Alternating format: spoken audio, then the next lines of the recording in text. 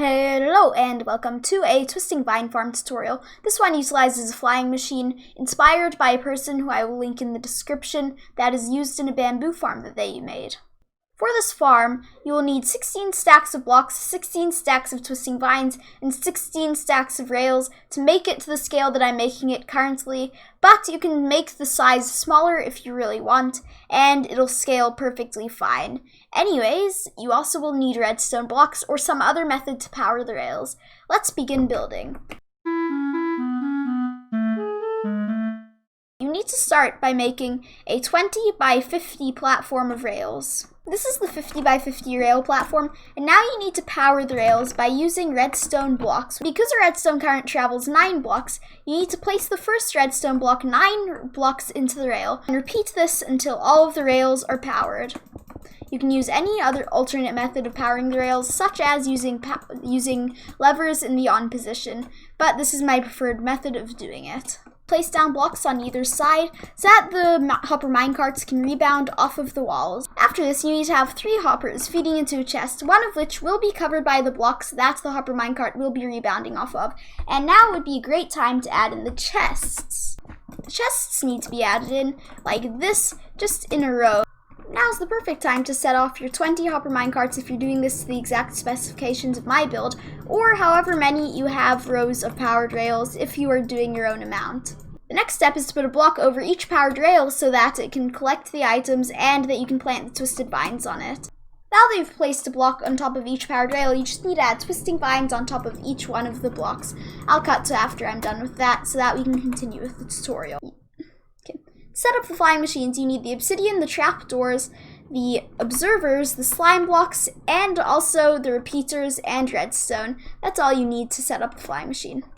One block above where the twisted vines are initially planted. Add redstone, and then you have to have redstone and a repeater stuck on 2 ticks so that we can rebound the flying machine back off of this. After that, you just need to add the iron trapdoor on top of the repeater by shifting so you don't actually change the ticks of it. To make the flying machine, you need sticky pistons.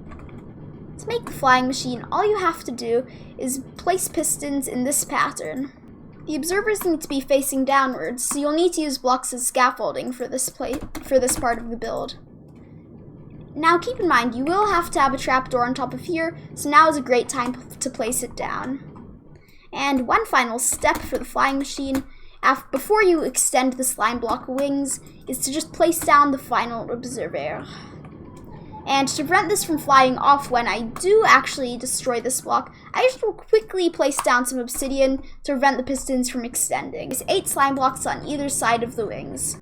Now that you've completed the flying machine, all you have to do is make the loading bay on the other side just by flipping it. I will demonstrate how you do it, but it is fairly simple.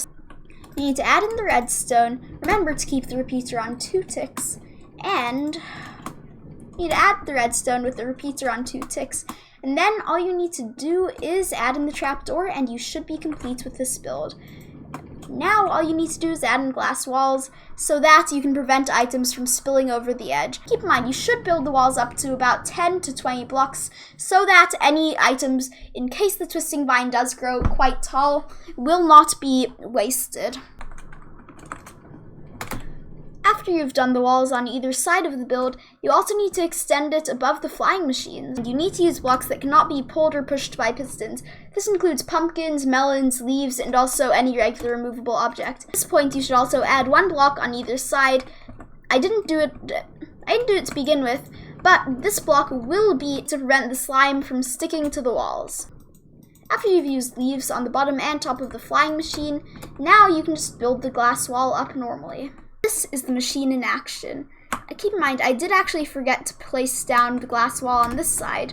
While filling in the glass, I'm doing that to save time, but in your survival worlds, doing it normally will, of course, work. I mean, yeah, this is meant to work in survival. What do you expect? Now that we have the farm completed, I'll quickly go over the figures of how much you should expect to get from a farm that is 20 by 50 with weeping vines. Now, this should be with any 20 by 50 farm because any losses due to pistons will be nominal. Because each twisting vine takes 11.375 minutes to grow, you need to multiply that by 60 to get the seconds. And then you need to just do 60 times 60, which should give you 3,600. And then you just have to divide that by 682.65. This will show you how many weeping vines you should expect to break per hour of AFKing per plant, which is 5.273. But because weeping vines only drop 30% of the time, you can go ahead and divide that number by 3, which will give you an accurate number of 1.76 weeping vines per hour. If the hopper system is backing up, you can always just extend the area down here with hoppers by a couple. I just did it with only two hoppers to unload it because I calculated that it should be fine. But if you're having issues with the backlog, then feel free to just change that up. You do have to be in range of the plants for them to actually grow, but all plant farms in Minecraft suffer from that. Also, I messed up my calculations for the bamboo farm because I set my random tick speed to 100 because I assumed that random tick speed was the same as regular tick speed, so I assumed a basis of 20, and then I just set it to 100 to speed it up. And now I'm using concrete calculations rather than just estimations in an hour. But yes, thank you for watching and have a wonderful day. Let's just make sure that this works.